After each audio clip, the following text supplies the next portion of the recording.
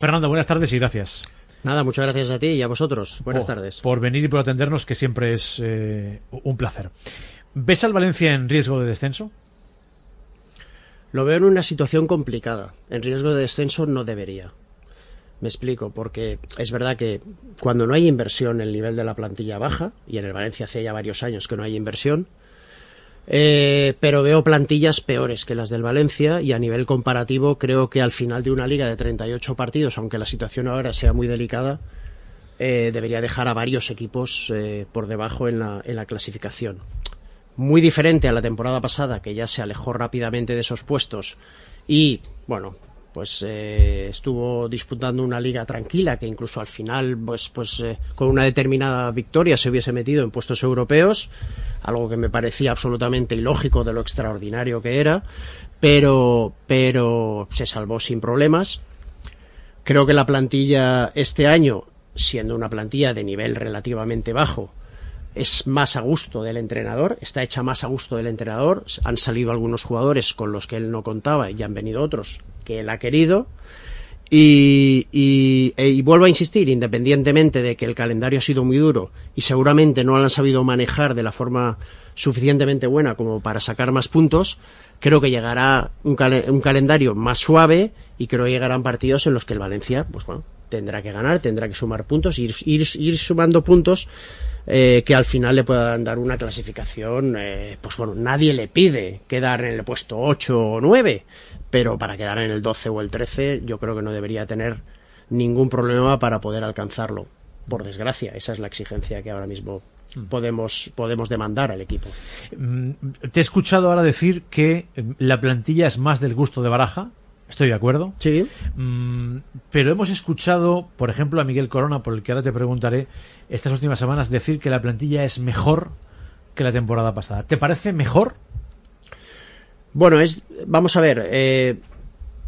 Digamos que todos los jugadores que estaban y que tenía Baraja están.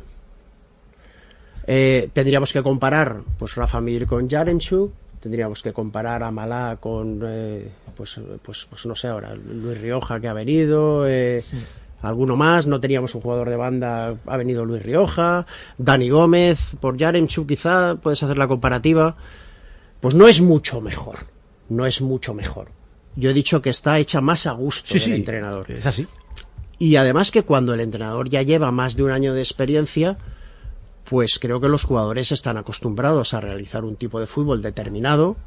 Creo que tampoco es demasiado complicado el tipo de fútbol que desea practicar el Valencia de Rubén Baraja, y pronto debería alcanzar un nivel defensivo mucho mayor. Seguramente el paso de las semanas hará que el equipo esté mejor físicamente, porque bueno, ya sabemos que han venido algunos jugadores con falta de pretemporada, o bien fichajes, o bien algunos que han venido de las Olimpiadas. El paso de las semanas hará que esos jugadores estén mejor físicamente. Si estás mejor físicamente, estás más despejado de mente, estás mejor a nivel defensivo, presionas mejor y disputas mejor. Algo que era el principal argumento de Rubén Baraja. Y a partir de ahí, si ya defiendes mejor, pues podrás atacar un poco mejor y luego recuperar algunos jugadores en ataque, Hugo Duro, Fran Pérez, y que luego también el aumento de nivel de los futbolistas, de nivel de rendimiento, obviamente se pueda dar, porque sin ello no va a ser fácil.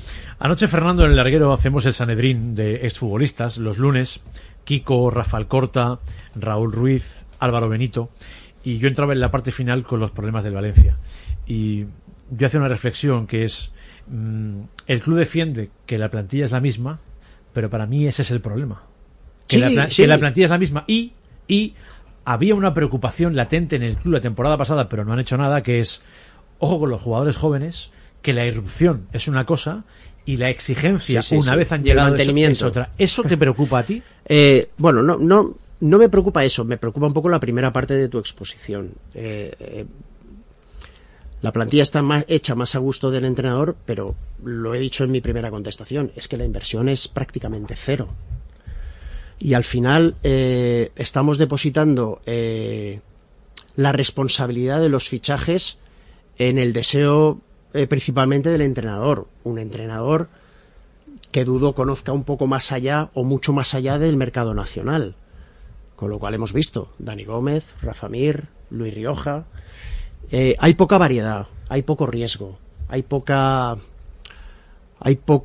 atrevimiento, y creo que quizá en una época de poca inversión el hecho de tener algo más de atrevimiento se te permite, y permitir que exista la opinión de que si te equivocas un determinado jugador, te has equivocado tú. No el que voy a fichar un jugador que si viene y sale mal es por culpa del jugador. ¿Me entendéis? Perfectamente. Vale. ¿Te parece que el director deportivo ha hecho política? Bueno, vamos a ver. Me explico. Vamos a ver. A la hora de traer lo que jugadores... me parece es que no tengo el suficiente conocimiento para valorar su responsabilidad. ¿Me entendéis? Buena respuesta. No tengo el suficiente conocimiento para valorar su responsabilidad. Aquí nunca sabes si un jugador es de uno, es de otro, ha venido de la mano de Méndez, de la mano de Miguel Ángel Corona, de la mano del entrenador, o ha sido un ofrecimiento de un agente, o ha sido... Nunca lo sabes. Sabes que al final has de gozar del sí, del visto bueno del máximo accionista para poder avanzar, más en el aspecto económico que deportivo. Entonces, al final... Pues es verdad que quizá a la hora de fichar te curas en salud. Yo ficho a los que le gusta el entrenador, yo no me equivoco. He traído a los que me ha pedido el entrenador. Entonces yo creo que ahí el director deportivo, que siempre ha de ir de manera consensuada con el entrenador en las decisiones que toma, también ha de mantener un poco su responsabilidad y su parte de poder. Es decir, pueden ser cosas que gusten al entrenador que no sean buenas para el club o que no sean del todo buenas, y puede haber cosas que sean buenas para el club que no sean del todo buenas para el entrenador. Hay que buscar un consenso y una forma de actuar. Y luego ha habido otra serie de renovaciones que el club se ha ido a fichas muy altas, porque recordemos que es el séptimo, ¿no? Es el séptimo presupuesto, coste de plantilla de la liga, o por lo menos de límite. Décimo. Pues décimo. En la última lista, décimo. Ha habido ciertas renovaciones que ya no sabes si... Por ejemplo, ha habido una oposición por parte del director deportivo o no, hasta tal punto de llegar a decir, vamos a ver, sí, pero hasta aquí. Que si tenemos que pasar de aquí, que se vaya, que no... Ya buscaremos otro. Entonces, quiero decir que cuando... Lo está clavando. Dentro de tu responsabilidad...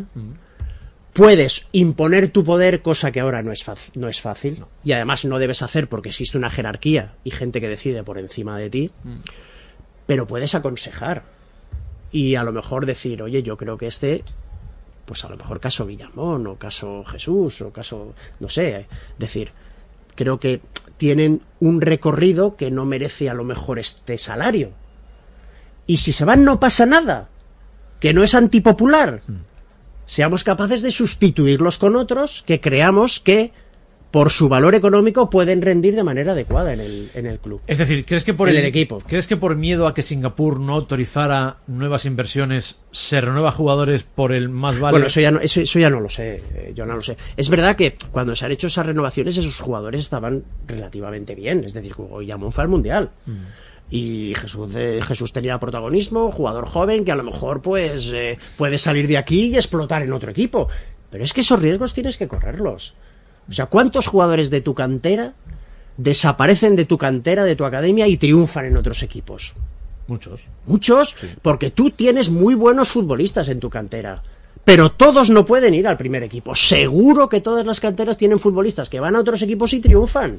Porque son buenos, pero no llegó ese momento en el que podían ascender al primer equipo o ir al primer equipo porque esa posición estaba ocupada, porque a lo mejor su nivel de rendimiento todavía no era muy bueno, porque igual el club iba a traer un fichaje en esa posición que a él no le permitía subir. No sé, hay circunstancias. Pero al final tomas muchas decisiones, no puedes acertar en todas.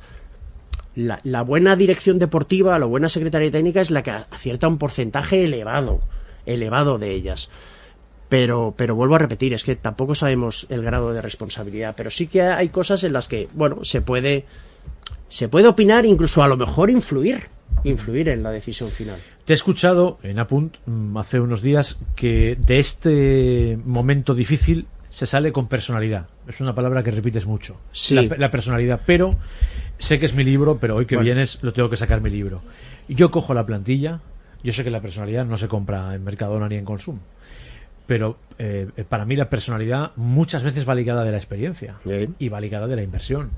Jugadores que salen, puede haber un jugador que salga de la cantera que sea excepcional, pero el Albelda de 30 años que tú conociste como director deportivo no era el Albelda de 20. Quiero decir, para mí falta calidad, que viene de la inversión, pero sobre todo para casos como este, para lo que pasó con Rafa Mir, esa salida nocturna, todo eso, falta experiencia y falta un pozo de años. ¿Crees que en ese sentido está descompensada la plantilla? Bueno, vamos a ver. Obviamente en una plantilla necesitas de todo. Necesitas jugadores que destaquen por el esfuerzo, jugadores que destaquen por la calidad, jugadores que tengan experiencia, jugadores jóvenes que tengan que explotar, y demostrar su recorrido dentro del equipo. Y luego... es verdad que estableces ciertas comparaciones. Yo soy muy dado a establecer comparaciones, ¿no? La comparativa de... ¿No estaban esos jugadores jóvenes cuando el equipo estuvo a punto de descender hace 2 años? ¿Demostraron la suficiente personalidad?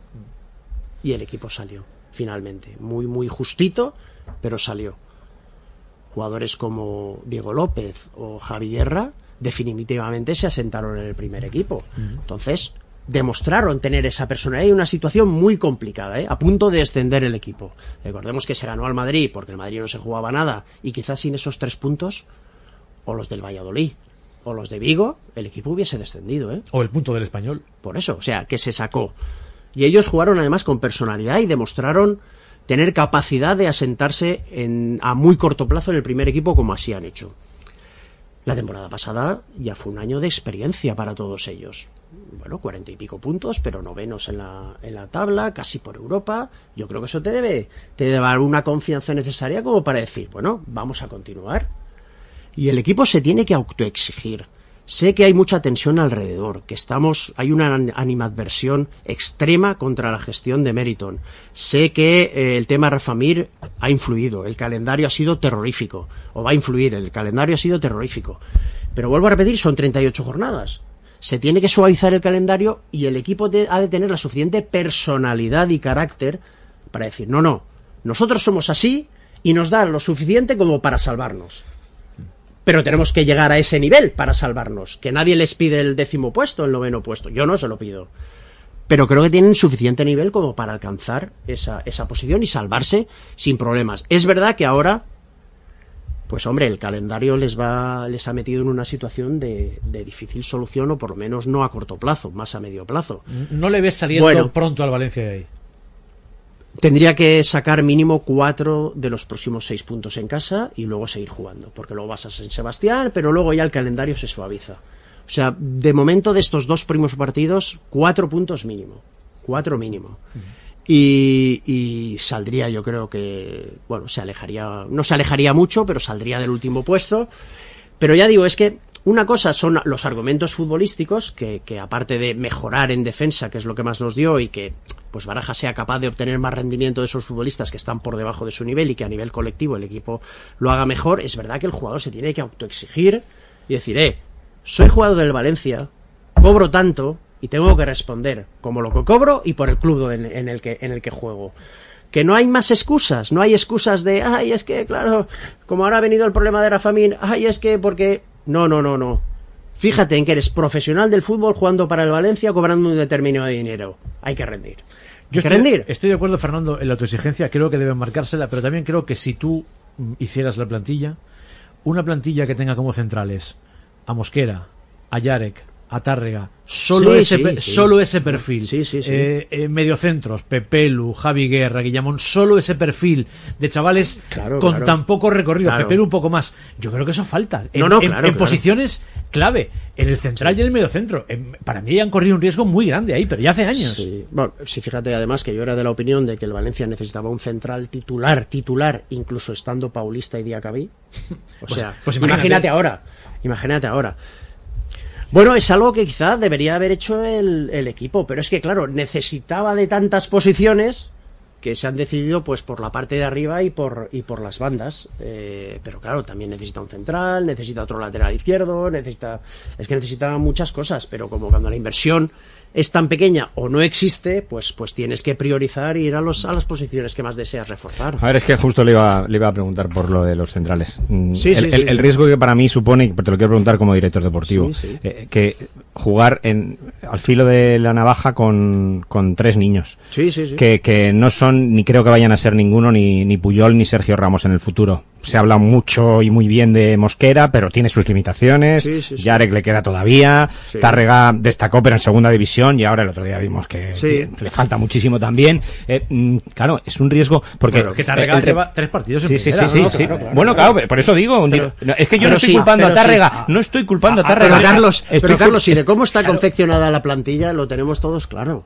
Y de las debilidades que tiene y de las carencias que tiene, eso lo tenemos todos claro. Pero a lo mejor priorizar otras posiciones, claro, y no esta, que es donde te sujetan al equipo, y no te lo pueden sujetar 3 niños. Sí, fíjate además que bueno, ya te digo, o sea, Paulista, Diacabí, pues Paulista ni siquiera estuvo el segundo tercio de temporada. Pues, pero estaba ahí. Estaba ahí, bueno, y Diacabí también hasta que se lesionó.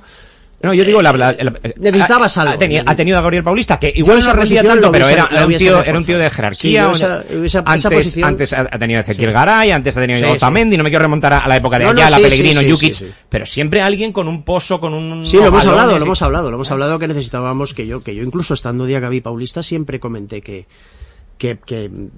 creía que era una posición a reforzar, con un central titular de estos de jerarquía y rendimiento. Fernando, con baraja y debate en algún sector, y te quiero preguntar, hay quien dice, bueno, Baraja hizo un milagro el primer año, hizo un milagro el segundo, y si este Valencia no baja este año, será el tercer milagro. Y luego hay quien dice, no, hay plantilla para por lo menos hacer lo mismo que la temporada pasada. Uno de los que ha dicho que hay plantilla para por lo menos lo mismo es su jefe. Bueno, su jefe teórico, el director deportivo. ¿Tú cómo lo ves? Bueno, vamos a ver, cuando la temporada es calificada de milagro, repetirla es complicado. Pero también es verdad que no veo esta plantilla para bajar. O sea, bajar sería un fracaso total. O sea, es lo que os digo, no le pido que queden novenos, pero quedar 12 o 13... por desgracia, vuelvo a repetir, pues no creo que debería tener ningún problema para quedar el 12, el 13 o 14. Yo muchas veces pienso en los demás equipos. Es verdad que ahora estamos en una situación muy difícil y un punto de 15 con un calendario terrorífico. Hemos jugado contra 3 de los equipos que juegan Champions. Y al Villarreal mereciste ganar y no le ganaste. Pero yo suelo hacer mucho la comparativa, lo comentábamos el otro día en el 25 aniversario del circuito. Comparo un poco las plantillas y digo, pero ¿cuántos de esos jugadores de esa plantilla serían titulares en este Valencia? Y hay de determinados equipos que me sale uno o ninguno. Entonces, pues dices, oye, pues si uno o ninguno serían titulares en esta plantilla, yo tengo una plantilla mejor que ese equipo. Que son las circunstancias, que es el entorno, que es la gestión, que es el comienzo de liga, que son los resultados, que son los entrenadores, que es el estilo, la idiosincrasia. Por supuesto, todo eso influye, pero basándonos única y exclusivamente en la calidad de los jugadores, creo que hay 5, 6, 7 plantillas que deberían estar por debajo de nosotros. Has dicho antes que el no tener dinero para fichar da cierto margen al riesgo. No, sí. Te puedes arriesgar, que al final con 20 millones tienes que acertar, pero que con cero. Exacto. Esta mañana repasaba con Carlos, aquí a coste cero vino de tu mano Mathieu, Soso Fegulí, Ricardo Costa, esos van a favor, César, y en contra Carleto, como todos los que ficháis hay aciertos y hay errores. Claro. Como has dicho, se trata de acertar más de lo que te equivocas. Sin dinero, ¿qué hay que hacer para fichar y acertar? O tratar de acertar. Mira, creo que hay que fijarse mucho en el tipo de jugador, lógicamente, que te puede gustar y resulta barato. Hay algunos jugadores de determinados equipos que al final acaban por no jugar y pueden ser apetecibles. Y luego hay que conocer muy bien el mercado internacional, sobre todo, porque hay jugadores que acaban contrato en una determinada fecha, pero tienes que contactar con ellos antes de que empiece la última temporada. Antes de que empiece su última temporada con el club. y ya empezar a hablar, intentar contemplar la posibilidad de venir libre, con lo cual al jugador le puedes pagar más, no tienes que pagar al club nada de traspaso, incluso a la gente le puedes dar un poquito más, y resulta un jugador que deportivamente te puede rendir a un coste asumible por el club. Y luego atreverse también con algún jugador de segunda división que creas que de verdad tiene nivel para poder rendir. Pero claro, eso es cuestión de riesgo, y sobre todo en el mercado internacional, pues también de atreverse, de tener conocimiento de ese mercado y atreverse para poder hacerlo. Es decir, en la época de la pandemia, cuando estuvimos confinados, pues yo vi a un tal Kudus jugando, no creo que jugaba en Noruega o no sé qué. Joder, y dices, ¿qué pones aquí en el cuadrito? Fichar. Ves un tal Diatá en el Brujas y pones ahí, fichar. Ves jugadores que dices, coño, estos jugadores. Vi a Kulusevski en el Parma, perdón. A Kulusevski, el jugador de la Juventus, que luego ha ido al Tottenham. Y dices, joder, estos jugadores son buenísimos y están en equipos que no son importantes. Sobre todo de ligas donde quizá tienen muchísimo menos nivel que la Liga Española, y es muy atractivo para ellos poder venir a esta liga, pero claro, necesitas hablar con ellos con un espacio de tiempo muy largo, porque la mayoría de ellos ya intentas incluso acordarlos antes de ese famoso 1 de enero que tanto hablan. A partir del 1 de enero este jugador ya es libre y ya lo puede firmar. Tienes que tener acordado bastante antes. Y cuando haces ese trabajo y tienes a Carlos Vicente para firmar y te dice tu máximo accionista, no pongo 600.000 euros encima de la mesa, ¿qué haces? Sí. ¿Dimites, claro, pero o aguantas? Por eso digo, eso depende a nivel personal de cada uno. Porque al final es tu trabajo. Hay cosas que, cómo se ve boicoteado. Claro, pero otra cosa es que su responsabilidad es, lógicamente, proponer, y luego si el otro te dice que no, pues me voy a buscar otro. Y ya está, que no puedes hacer más. Y por eso llega yo ahora mí no es motivo ese para marcharse. No, lo digo, que por ese es el motivo por el que llega Peter Federico. Luego hablamos del nivel de uno y del nivel de otro. Sí. Claro, es que los niveles llegan cuando tú pones dinero encima de la mesa o cuando puedes cerrar operaciones y tienes la autorización para cerrarlas. Mientras no te autoricen, tú puedes tener convencido al jugador, firmar incluso, no voy a decir un precontrato, pero con el contrato para firmar en las condiciones pactadas. Y al final tú no recibes el OK de Singapur y te quedas con el jugador. Quizá lo ideal fuese el proceso al revés, que le dijeran a Corona, oye, esto tienes, es que eso no divídelo como quieras. Efectivamente, es que eso el proceso al revés sería es más que eso lógico. Sería un club de fútbol. Tienes sería dos, efectivamente. Tienes dos. Eso sería un club de fútbol. Divídelo como quieras. Pero es que el comportamiento de este señor que dirige este club es un comportamiento con una hoja de cálculo. Y luego ya yo diré sí o no. Iba muy lento, iba muy... Primero sácame, con lo que liberes ya veremos lo que te dejo. Claro. Y cuando tengas el jugador para firmar, yo te autorizaré si cabe. Claro. Y claro, por eso ya te digo que no el proceso es exactamente infinito.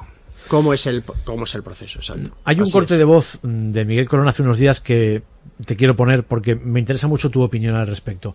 Es Corona explicando sus funciones y lo que digamos, ponte cascos, Fer, sí. y lo que digamos que dirige su día a día. Te digo, es a lo que me dedico y es a cumplir con un criterio que es convertir al club en sostenible financieramente, rebajar la deuda y mantener la competitividad de la plantilla. Me ocupo con todas mis fuerzas en esos 3 objetivos y que me encantaría poder con esta estabilidad y con este grupo de jugadores que ya nos han dado una temporada muy buena, que volvamos a tener una gran temporada en cuanto a rendimiento, sabiendo que parto de las premisas que te he dicho. Puede quedar muy vieja escuela, muy old school, muy vintage la pregunta, pero lo digo tal cual, lo siento. No escuché a Subirats, no escuché a Braulio, no escuché a Fernando Gómez, no escuché a Juan Sánchez, no he escuchado a ningún director deportivo de Valencia hablar nunca de sostenibilidad. Les he escuchado protestar porque no tenían presupuesto suficiente para fichar todo lo que querían. Pero esto es nuevo. Y para mí malo. No, sí. Ha habido un par de intervenciones suyas en las que ha hecho referencia al tema económico. Y yo creo que, sinceramente, incluso yo si fuera el club, tal como es el club, no sé si me hubiesen gustado demasiado. Es decir, ¿qué haces quejándote del tema económico? El tema económico lo llevamos nosotros, ¿no? No, él es responsable de, dentro de lo que le den, pues hacer la mejor plantilla posible, punto final. Él no tiene que hacer sostenible el club, lo tiene que hacer sostenible los que dirigen el departamento económico, porque hay muchas otras cosas aparte del coste plantilla. patrocinios, todo tipo de cosas, ¿no? El estadio, los otros costes, los otros gastos, capacidad de ingresos, pues bueno, todo. Él, yo creo que simplemente, como existe el control económico de la liga, pues tiene, a ver, ¿cuánto tengo? Lo que hablábamos antes, pues bueno, y trata de hacer la mejor plantilla posible con lo que tenga, ¿sí? O con lo que le den. Tú has sido vicepresidente económico del Valencia. Deportivo, sí. Y deportivo. No, económico. Y preocupado de lo económico. Siempre digo lo mismo. Y soy de los que defiende, y lo sabes, que perfectamente pues ya ser yo presidente del Valencia. Para mí reunías, lo he dicho 1000 veces, y lo digo sin estar tú delante, estando tú, presidente del Valencia. Tengo muchas dudas de que Fernando Gómez Colomero hubiera firmado a un Miguel Corona como director deportivo y a un Rubén Baraja como entrenador para su Valencia. No, mucho. Bueno, muchas veces, a veces te preguntas... sí, porque, bueno, hay mucho tiempo para pensar. Y a veces te preguntas, joder, si yo fuese responsable del club, ¿a quién elegiría de director deportivo? Y me cuesta, Y me cuesta, tú. ¿Por qué? No, me cuesta porque es difícil encontrar. Ahora es verdad que hay, pues bueno, tienes ahí referencias, pues el del Girona lo ha hecho bastante bien. Hay algunos ex del Valencia que lo han hecho muy bien. Monchi no lo cogerías en la vida. No, porque ya creo que está está para otras cosas. Sí. Y además por su forma de actuar y por ¿Qué ex del Valencia ya es demasiado. ¿Qué ex del Valencia no lo ha hecho bien? Me ha interesado eso. ¿Quiénes lo han hecho bien? No, hombre, yo creo que Subi lo hizo bien. Lo que pasa es que yo se lo digo a él riéndome mucho porque se gastó mucho dinero y no había control y se gastó mucho dinero, pero bueno, Subiras lo hizo muy bien, ¿no? Luego, porque, hombre, Carboni no tuvo mucha suerte. Rufete creo que también hizo una buena labor. No recuerdo tampoco muy bien los nombres de los fichajes de él. Y bueno, Braulio vivió un poco ya. Yo creo que a Braulio le arrastró la figura de Manuel Llorente. Cuando al final no te das cuenta de que la actividad de este club es fútbol, y las cosas van mal en fútbol, pues caen todos, hasta el presidente. ¿Con Manolo cómo terminaste? Para mí Manolo no existe. Es pasado del Valencia y pasado de mi vida. Manolo no tuvo ningún motivo para despedirme. Y además mintió a la hora de decir las razones por las que me despidió. Me quedaba un año de contrato y el equipo quedó tercero, vendiendo a Villa, Silva, Mata, Joaquín, Albiol, Marchena, todos. Y el equipo quedó tercero. No me despidió porque no le gustaba. Punto final. No se puede despedir a un director deportivo cuando después de todas esas gestiones el equipo queda tercero, tienes un año más de contrato y el saldo económico a favor de la entidad bajo mi dirección deportiva fue de 135 millones de euros a favor del Valencia. Demostrable, tengo todos los números. Me despidió porque no le gustaba. Él no supo cómo sacar el club adelante, y apagando la luz y cerrando el grifo no se saca el club adelante. Entonces, digamos que existían muchas críticas alrededor de la gestión del club cuando a nivel deportivo mejor no podíamos ir. El éxito no lo tenía él. Y termino. ¿De Peter Lim qué piensas? Hay mucha gente que os reclama a las leyendas que habléis. Sí. Mira, bueno, vamos a ver. Mira, Fran, vosotros sabéis que yo formé parte de una candidatura para intentar comprar el Valencia. Bueno, al final aquello no continuó porque hubo un determinado papel que se quedó encima de una mesa de un determinado despacho del edificio Europa de la Avenida de Aragón sin firmar. Hace un par de años, bueno, por cierto, que luego el club se vendió, claro. Efectivamente, tras un proceso de venta que yo critiqué muchísimo. Me pareció un proceso de venta chabacano, y cuando el comprador solo cumple 2 de 18 premisas que se presentaron a los patronos de la fundación, cuando hay un informe que dice que en 5 años va a dejar la deuda en 27 millones de euros y resulta que después de que decidan que se le va a vender a él, se va a negociar con Bankia, es decir, la oferta en absoluto era vinculante.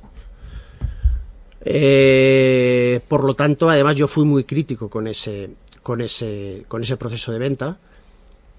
Y seguramente muchos de los que ahora me critican a mí aplaudieron ese proceso de venta y aplaudieron la gestión que hizo Amadeo Salvo vendiéndole a Peter Lim.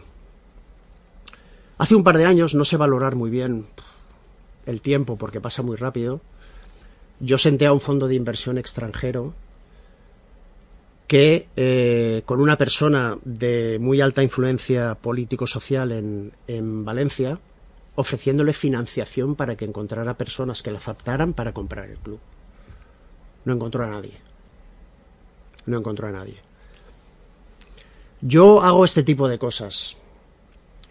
Creo que las declaraciones agresivas no compran acciones. Al contrario. Por lo tanto, a mí no me escucharán. Puedo criticar, como lo he hecho aquí. Creo que el tiempo de Peter Lim en Valencia ha terminado. Creo que debería cambiar. Creo que debería vender. Pero a mí no me escucharán hacer una declaración agresiva en contra de él. O incluso hacer un vídeo como hizo Mario para hablar de lo mal y que se vayan ya y todas estas cosas. No, a mí hay que encontrar a alguien que compre las acciones. Sin un comprador y sin un acuerdo no hay venta. Ya está. Todas las demás acciones creo que no van a servir de nada. Es una sociedad anónima. Deportiva, pero anónima. Y mientras alguien no le compre y haya un acuerdo, Peter Lim no se va a ir. La entrevista me refuerza en la idea de que ojalá un día haya un Valencia para ti, para que estés dentro, que será... Sí, no digas así, que no, ya veremos. No eres tan mayor, porque ojalá un día vuelvas a estar dentro, porque eres de la gente que suma y que no resta con tus cosas, como tenemos todos. Claro. Y me refuerza en la idea de que ha sido una buena idea, que vinieras, escucharte y ojalá que te escuche alguien más por ahí, que un poco es de lo que se trataba. Como me he comprometido a liberarte antes de las 4, voy a cumplir, que es la manera de que un día vuelvas. No me olvidaré de la entrevista, por lo menos a corto plazo. Te la agradezco sinceramente, Fernando. No, hombre, gracias a vosotros. A ti. Palabra de Fernando Gómez Colomer.